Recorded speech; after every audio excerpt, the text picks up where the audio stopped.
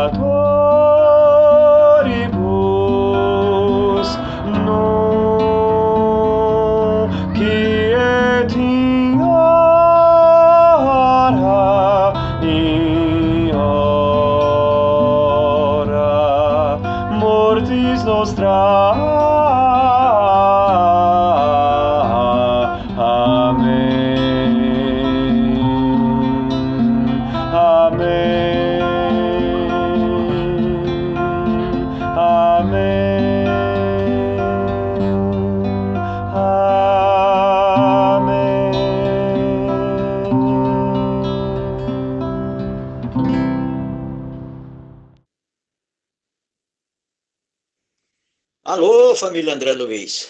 Estamos iniciando mais um trabalho na Casa André Luiz, no CEAL, nossa casa espírita. Irmãos e irmãs que estão ouvindo-nos, assistindo-nos, esse é um trabalho de palestra, onde vem o preparo e depois nós vamos ouvir a palestra no decorrer dos trabalhos. A nossa casa completou agora no dia 1º de outubro 60 anos. Muita história, muita coisa aconteceu nesses 60 anos, mas a casa continua aí firme como uma rocha E nós, todos os trabalhadores, agradecemos a Deus, a Jesus, a Mãe Santíssima, por participarmos dessa casa bendita que é o Centro Espírita André Luiz. Eu, nessa atual gestão, estou como presidente do Conselho Deliberativo da Casa. E então queria agradecer aos meus companheiros de jornada. Nós estamos também com palestras virtuais, porque desde que então a gente não reuniu mais presencialmente, mas que bênção que é a tecnologia, que nos deixa conectados, nos deixa preparados, e agradecer também o presidente da casa, que é o seu Vilela, que é também conselheiro, o Newton Farinha, que é presidente da área mediúnica também, o Bruno, o nosso outro irmão, que é presidente do Conselho Fiscal, em todos os companheiros, lembrando aí de companheiros que participaram, fizeram parte do conselho lá, no tempo do Jurandir, por exemplo. Jurandir é uma pessoa que estava sempre presente na casa, mas sempre foi um conselheiro ativo, na área mediúnica, muito ativo. O seu Pedro Lettieri. Então, são companheiros que deixaram a sua marca no conselho, e nós queremos agradecer muito por todos esses anos que o centro vem colaborando com todos nós. Nossos agradecimentos aos trabalhadores, aos frequentadores, aqueles que têm mantido a nossa casa, né, nesses 60 anos. E dizer para os irmãos o seguinte: a nossa água fluidificada é o remédio necessário para as nossas atividades, para as nossas mazelas, as nossas doenças. Aquele que deixar a água ao lado da televisão ou junto à mesa, com certeza terá o medicamento para as suas mazelas. Lembrando que a Casa André Luiz foi o primeiro centro espírita de Brasília. Então, é pioneiro. A nossa casa é pioneira na trajetória da doutrina espírita em Brasília. Nós vamos fazer a nossa prece agora, para buscar em Jesus, em Deus, na Mãe Santíssima, em toda a equipe espiritual que assiste a nossa casa, o lenitivo para as nossas dificuldades e para o nosso palestrante fortalecer ainda mais no seu objetivo, que é trazer a mensagem do Evangelho para todos nós. Pai nosso que estais nos céus, santificado seja o vosso nome. Venha a nós do vosso reino, seja feita a vossa vontade, assim na terra como nos céus. O pão nosso de cada dia nos dá hoje, Senhor. Perdoe as nossas ofensas, assim como perdoarmos aqueles que nos ofenderam. E não nos deixeis cair em tentação, mas livra, Senhor, dos males e dos maus. Que assim seja. Nós vamos dar por início a nossa palestra, passando a palavra para o nosso irmão Bruno Rocha. A vantagem da palestra online, trabalho online, é esse. O Bruno se encontra nos Estados Unidos. No entanto, está presente para todos nós. Então, tem algumas vantagens. Presencialmente, ele não estaria presente. No caso, se fosse um trabalho presencial, nossa palestra presencial. Então, temos que agradecer ao nosso irmão Bruno por esse esforço também de estar junto a nós. E eu quero passar a palavra para ele nesse momento, que é para dar seguimento ao nosso trabalho. É seu, Bruno. A palavra é sua. Muito obrigado, querido Nelson, queridos irmãos de Ideal Espírita. É um orgulho, né? Um prazer estar com vocês. para a gente conversar um pouquinho sobre um tema que é tão atual nesse momento, que são as relações familiares, sobretudo num contexto de emergência sanitária global, de pandemia, e como a Casa Espírita pode nos apoiar e sempre nos apoiou nesse processo, né? Estamos muito felizes e agradecidos por esse convite, de estar participando, né, nesses 60 anos de comemoração da Casa André Luiz, um hospital escola, um celeiro de almas, né, um local de acolhimento para tantos irmãos encarnados e desencarnados que necessitam do seu apoio, do seu afeto, da compreensão e também do encaminhamento rumo ao progresso individual, ao autoconhecimento e à melhoria como pessoas, né? Que são os fundamentos pelos quais a gente busca, existe o processo encarnatório, né? Para fomentar o nosso aprendizado. Bom, falar em laços familiares é algo extremamente pertinente na situação atual. Famílias nós temos de todos os vieses, matizes, tamanhos, famílias com agregados, sem agregados, núcleos familiares pequenos, núcleos familiares maiores, famílias com pessoas que não são exatamente de laços consanguíneos, mas que se incorporam no seio, né, do ambiente familiar e passam a conviver conosco por diversas situações, sejam aqueles que laboram nos lares, sejam aqueles que, por alguma razão, passam um tempo nas nossas vidas e se incorporam dentro da estrutura familiar, também como seres em processo evolutivo. Kardec e os espíritos nos ensinam que o processo reencarnatório fortalece os laços de família. Como seres em processos evolutivos, a lei de sociedade nos ensina que nós não podemos viver sozinhos, solitários.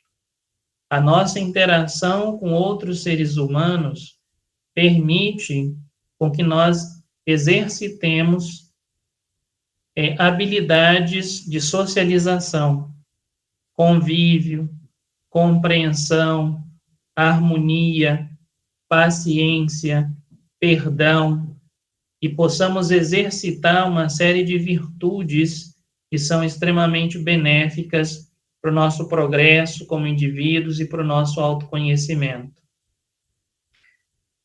O processo encarnatório no mundo de provas e expiações em que vivemos, ele ainda necessita, né, desse convívio, desse conjunto de laços e desses núcleos consanguíneos que permitem com que diversas almas se reúnam e busquem a proximidade, seja por simpatia e afeição, seja por outras razões.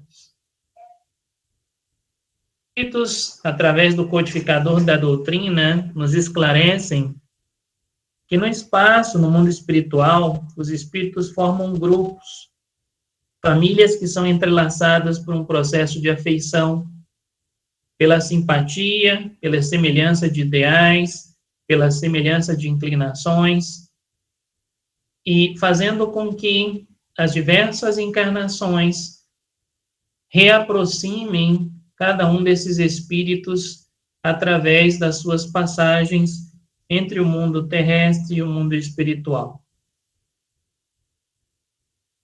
Felizes por se encontrarem juntos no mundo espiritual, esses mesmos espíritos que se reúnem por empatia, por suas simpatias, eles buscam uns aos outros e se encontram nas colônias do mundo espiritual, fortalecendo ainda mais seus laços vibracionais. a encarnação, apenas de forma momentânea, temporária, separa esses espíritos. E uma vez que eles regressam ao plano espiritual, ao que conhecemos como erraticidade, eles novamente podem se reunir como amigos que retornam de uma grande viagem, né, que passam um tempo em um outro local, que é o plano encarnado, e que podem se reunir novamente dessa viagem, que é a reencarnação, nas colônias espirituais. Em muitas ocasiões, os espíritos seguem uns aos outros no processo encarnatório e se reúnem, e, claro, a providência divina permite que se reúnam numa mesma família, ou pelo menos no mesmo círculo, a fim de trabalharem juntos pelo seu processo de encaminhamento e adiantamento moral. Vamos tratar um pouquinho mais sobre esses diversos círculos sociais em que vivemos daqui a pouquinho. Se alguns desses espíritos encarnam e outros não têm essa oportunidade, nem por isso deixam de estar unidos através dos laços do pensamento. Aqueles que se conservam livres, né, das amarras do corpo físico, cuidam dos demais que se encontram encarnados. Os mais adiantados, em várias ocasiões, se esforçam trabalhando de forma muito vigorosa para fazer com que os retardatários continuem no seu caminho do progresso. Quando chamamos de retardatários, é porque entendemos que há distintos processos evolutivos. Todos estamos em uma grande escola, que é o planeta Terra, mas cada um está em um estágio do seu processo evolutivo. E uma das coisas boas das relações humanas e dos processos que estão vinculados à lei de sociedade é que através dessas ligações, através dessas relações, nós podemos aprender com os demais e podemos ajudar os demais também a avançarem, a progredirem no caminho do bem, né? Através das diversas virtudes que precisam ser lapidadas nos processos de convivência que temos. O perdão, a humildade, a paciência, o reconhecimento do outro, a empatia e assim por diante.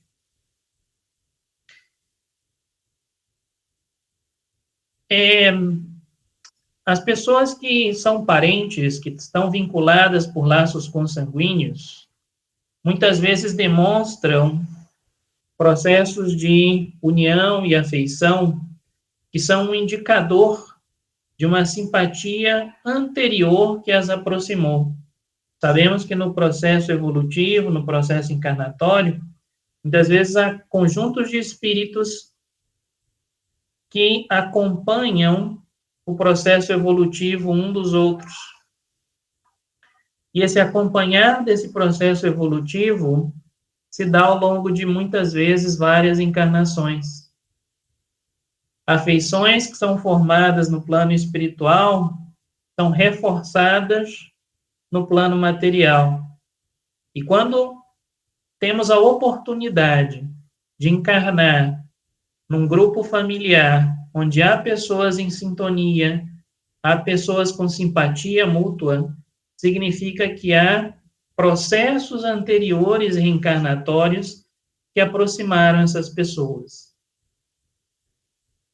Daí, e quando a gente se fala de alguém cujo caráter, cujos gostos, cujas inclinações não tem nenhuma semelhança com seus parentes mais próximos, a gente costuma dizer que aquela pessoa não faz parte de uma determinada família, né? É a maçãzinha vermelha no meio das maçãs verdes. Não significa que essa pessoa seja menor, pior ou tenha menos qualidades que as demais. Ela foi conduzida a estar num grupo diferenciado para se burilar, para aprender e também para fazer com que os demais aprendam com ela.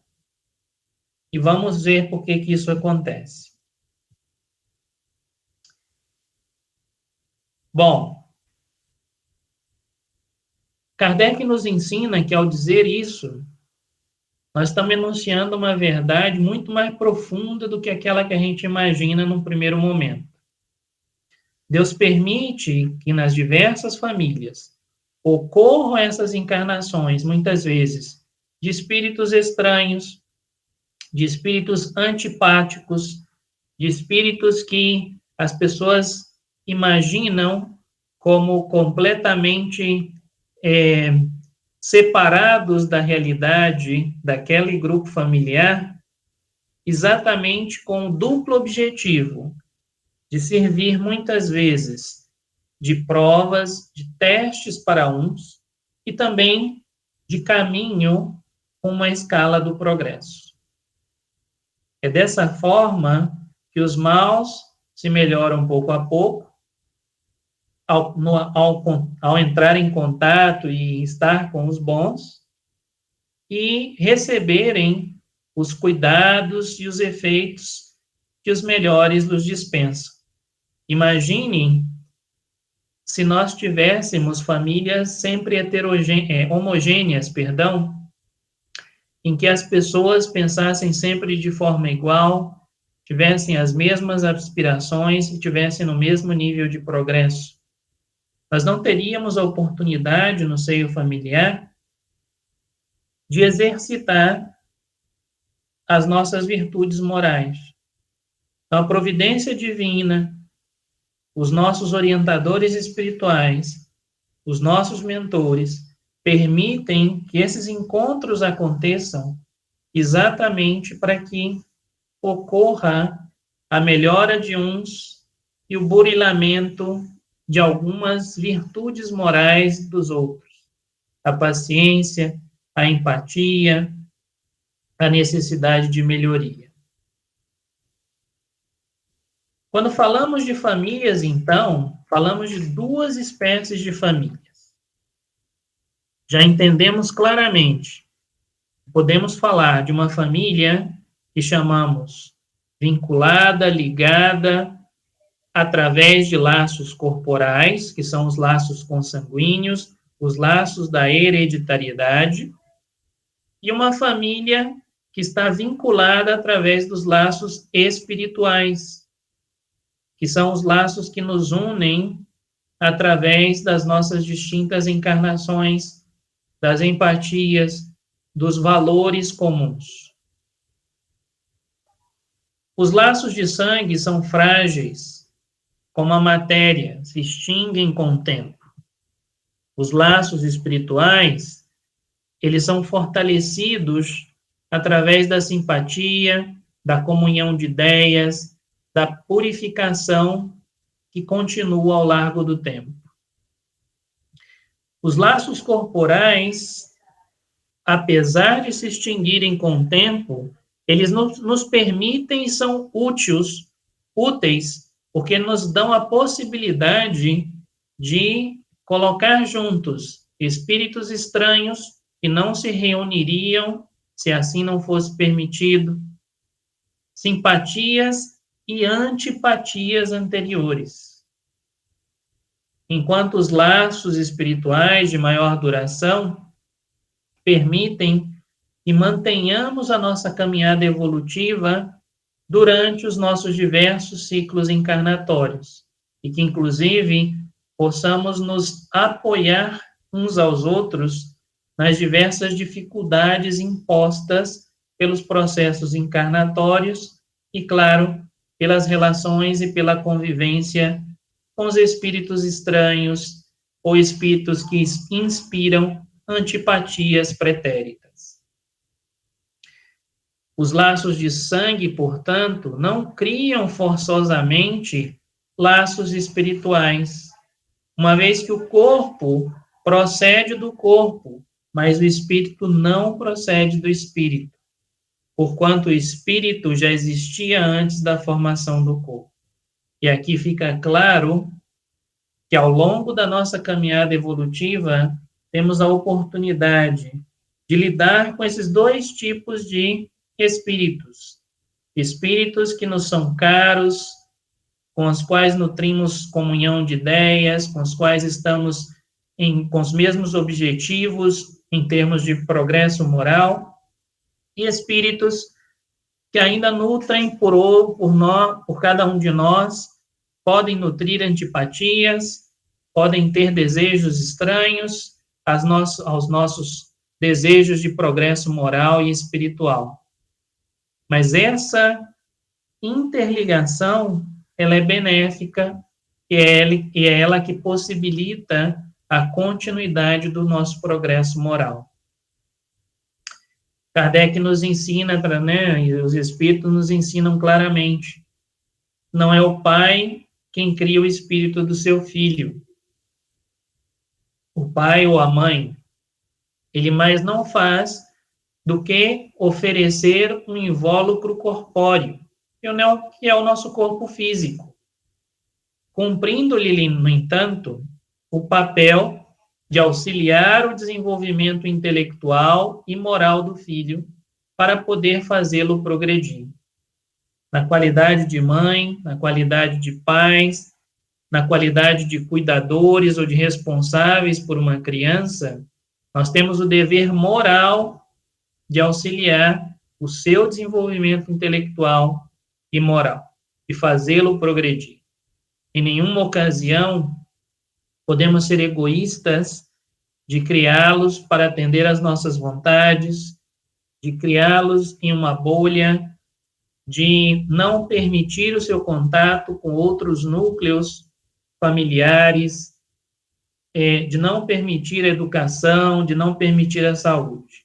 Somos responsáveis pelos cuidados e pelo encaminhamento daquela alma, seja ela estabelecida através de laços corpóreos ou através de laços espirituais, na qualidade de cuidadores, de pais, de mães, somos os responsáveis por fazer a primeira caminhada moral, intelectual e mantenimento também da saúde física e mental desses indivíduos que um dia também serão adultos e que possivelmente no caminhar das diversas encarnações também podem vir a cuidar de cada um de nós um dia. Bom, os que então encarnam numa família, sobretudo como parentes próximos, são muitas das vezes espíritos simpáticos, ligados por reencarnações, por laços anteriores, que se expressam e que estão vinculados por uma afeição recíproca, inclusive na vida terrena. Quando falamos de processos encarnatórios anteriores, significa que tivemos a oportunidade, inclusive, de conviver em outras encarnações. Mas também pode acontecer de encarnarem espíritos completamente estranhos uns aos outros. Em algumas ocasiões, espíritos afastados entre si por antipatias anteriores e que, no plano encarnado, podem se traduzir por um antagonismo, que lhe serve, como todos nós sabemos, em muitas situações, de provação, de provas para o nosso aprendizado, para a nossa melhoria moral. Como é que isso se expressa nesse contexto de pandemia? O contexto de pandemia nos impõe um novo conjunto de desafios nas relações.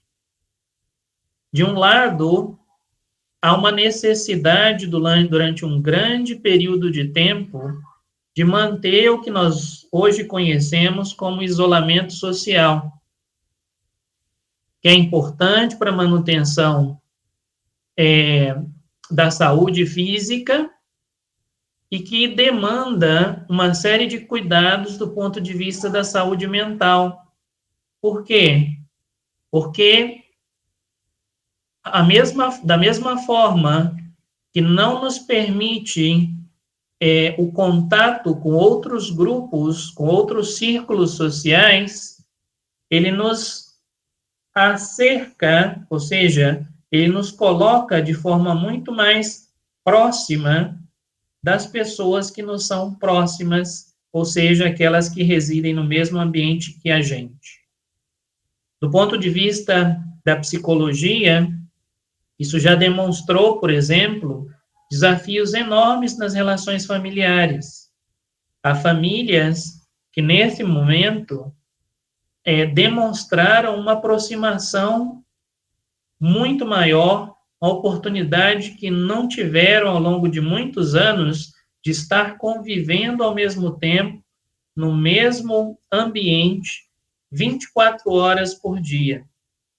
De outro lado, do ponto de vista também psicológico, coloca junto seres que muitas vezes, como os vimos, não são simpáticos, mas antipáticos. Isso tem criado problemas familiares também, né? Há registros de incrementos de divórcios em diversos países, registros de violência familiar em lares que não, o convívio e as relações ainda não estão adequadas. E, claro, isso tudo precisa ser considerado num contexto maior de relações sociais, de vida espiritual e de processo reencarnatório. Ao mesmo tempo, alguns benefícios são colhidos claramente dessa nova situação, né?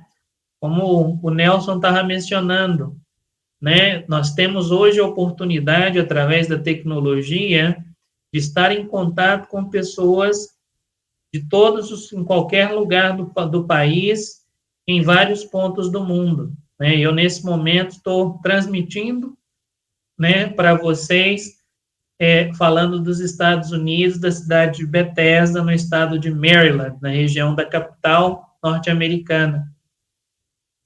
É uma situação que, se não fosse pelo contexto de isolamento social, nós não estaríamos vivenciando, né?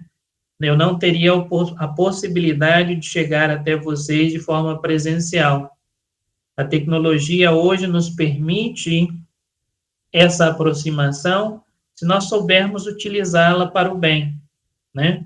O uso que a gente faz da tecnologia é que vai determinar o bem que ela vai poder nos proporcionar. A tecnologia está aí. Nós é que determinamos o uso que ela pode ter. E como é que a gente entende esse contexto de círculos sociais, de núcleos familiares, na atual situação? Bom, antes, nós vivenciávamos uma situação de existência de vários círculos sociais, com a possibilidade de movimentação, e ao longo de um mesmo dia, percorrer vários desses círculos de forma presencial, né? Vários estudos demonstram que todas as pessoas têm, em média, de 3 a 5 diferentes círculos sociais. O primeiro é o núcleo familiar, né, que é o mais pessoas que vivem dentro do mesmo ambiente que a gente chama de lar.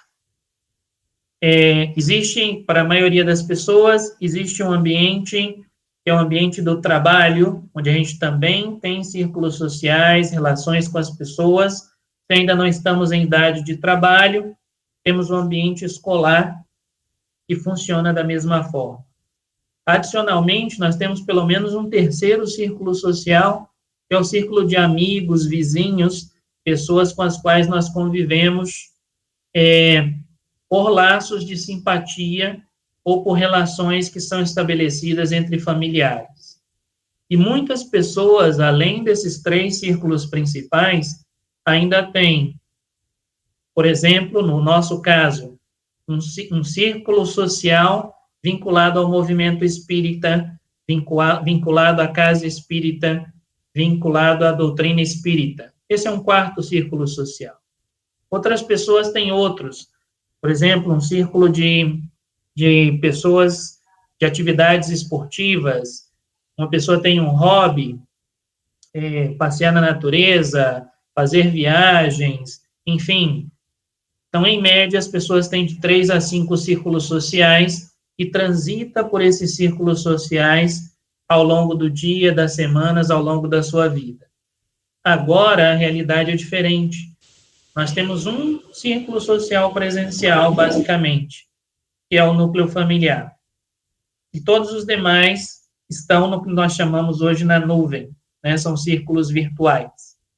Aprender a lidar com essa diferença é um aprendizado importante que veio com a situação da pandemia e que vai nos tornar mais fortalecidos no processo de transição do mundo de provas e expiações que estamos passando atualmente para o mundo de regeneração. Aprender a conviver dentro do lar, aprender a nos relacionar de forma remota, de forma virtual, aprender a ter paciência de que os demais círculos sociais não estão com a mesma mobilidade que antes. Então, são todas ferramentas que fazem parte do nosso aprendizado moral rumo ao progresso nesse momento.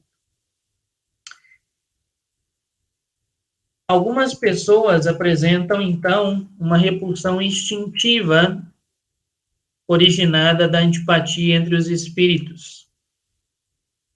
2 espíritos podem não se simpatizar sem necessariamente serem maus. Essa antipatia pode vir, por exemplo, das diferentes ideias, das diferentes visões de mundo, das diferentes formas de pensar a vida. Isso, em algumas situações, provoca inveja, provoca sentimentos de ódio, provoca uma série de sentimentos.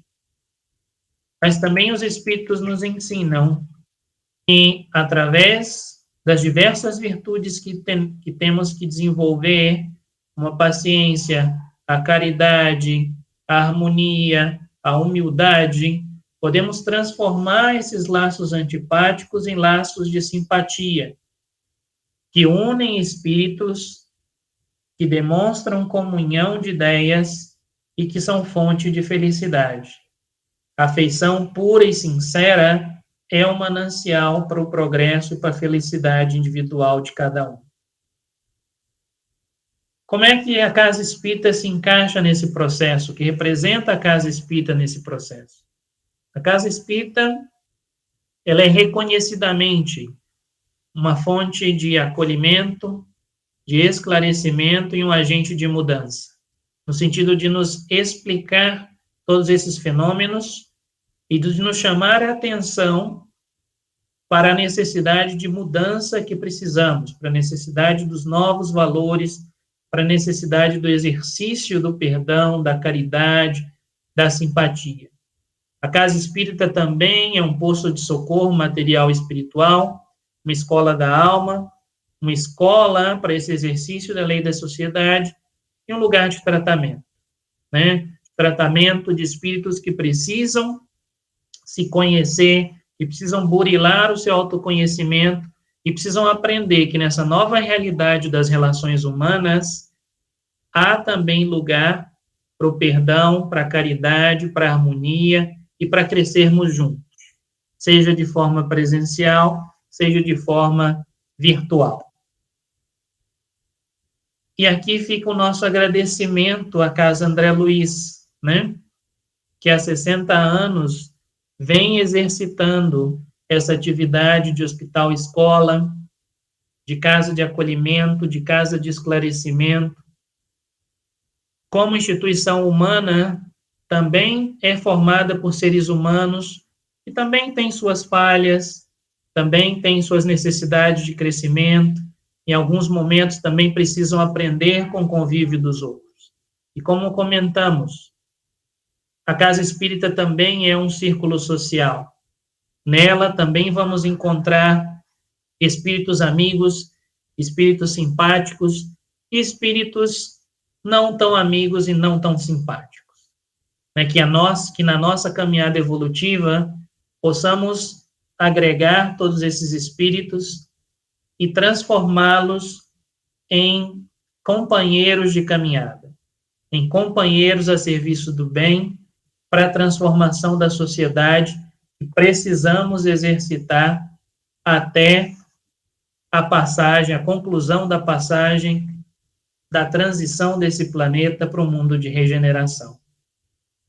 Agradecidos estamos da oportunidade de estarmos vivendo esse momento e de estarmos podendo conviver e compartilhar com vocês dessa oportunidade. Que Jesus nos acompanhe e nos abençoe na noite de hoje. Que assim seja, graças a Deus. Devolvo a palavra ao dirigente da noite. Muito bem, meus irmãos e irmãs, acabamos de ouvir nesse momento a nossa palestra da noite, o nosso irmão Bruno Rocha. Ensinamentos que a gente tem que guardar com chave de ouro, para poder estar sempre renovando as nossas ideias, esses esclarecimentos sobre a pandemia, as coisas que estão acontecendo em nossa vida. Nosso irmão foi muito feliz, que Deus te abençoe, que Jesus te ilumine cada vez mais, para que sempre você possa trazer a todos nós esses ensinamentos, esse esclarecimento. Agradecemos o Bruno. E queremos avisar os nossos ouvintes que essas palestras nossas acontecem no domingo, às 17 horas, e também nas quartas-feiras, às 19h30, né? Então, as nossas palestras são sempre de pessoas que estão preparadas para trazer esses ensinamentos, esclarecimentos, e a casa agradece os nossos irmãos pelo esforço, preparo e tudo mais que tem acontecido nesses momentos difíceis, que não está tão difícil nada. Nós temos aí a nossa irmã Gabi, que é expert nesse trabalho e tem ajudado a todos nós nos acontecimentos online. Obrigado, Gabi, também, por tudo que você tem ajudado a nossa casa nesses dias difíceis. Então, nós vamos fazer nossa prece de encerramento, agradecendo a Deus, a Jesus, aos Espíritos do Bem, a Mãe Maria Santíssima, por tudo que nós recebemos nesse momento, nesse horário de palestra, de orientações e esclarecimentos. Obrigado, meu Deus, obrigado a Jesus. Que o nosso irmão Bruno possa, da onde estiver, ser abençoado por todas as vibrações que nós estamos recebendo nesse momento. E que toda a família André Luiz, unidas, abraçadas de forma virtual também, possamos esperar esse momento tão sublime da nossa reabertura e o retorno aos nossos trabalhos da Casa André Luiz. Agradecemos a Deus, a Jesus, aos Espíritos do Bem mais uma vez e damos por encerrado os nossos trabalhos dessa noite de hoje, pedindo a Jesus misericórdia a todos, aqueles que sofrem, que estão internados nesse momento, os seus familiares, todos aqueles que estão desencarnando em massas, né, no mundo. Hoje nós temos a abrangência mundial das nossas orações. Isso mudou o rumo de como fazer uma oração por todos aqueles que sofrem, encarnados e desencarnados. Obrigado, Jesus, obrigado a Deus. e damos por encerrado nosso trabalho na noite de hoje. Que assim seja. Uma boa noite a todos.